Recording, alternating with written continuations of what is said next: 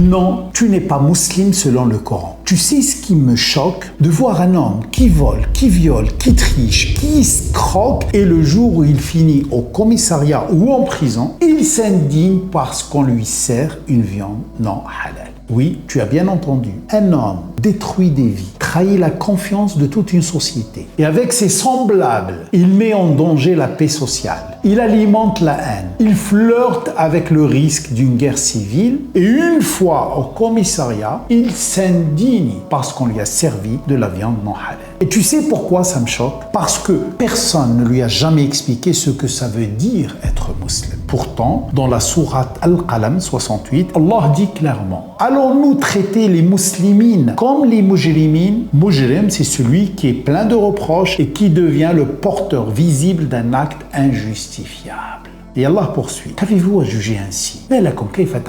Ou bien avez-vous un autre livre que vous étudiez et qui vous permet de choisir uniquement ce qui vous arrange? Cette parole divine est attestée par une parole du messager d'Allah. Quand on lui a demandé « Qui est le musulman, ya Rasulallah ?»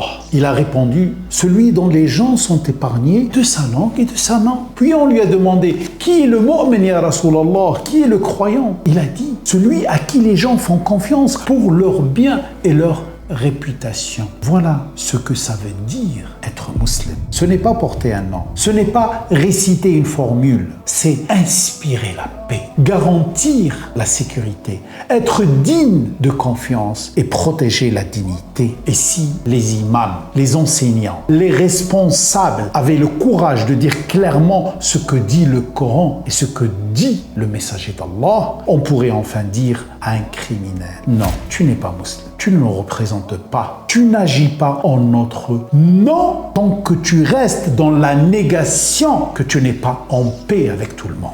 Et croyez-moi, si cette parole devenait claire, unanime, ferme, il y aurait moins de criminels qui se réclament derrière l'étiquette de l'islam. Certains préfèrent fermer les yeux, ou pire, les protéger par peur ou par solidarité aveugle, ce que le Coran appelle al-jahiliya. Ce système, on se croit dans le vrai alors qu'on agit selon nos appartenances, pas selon les valeurs.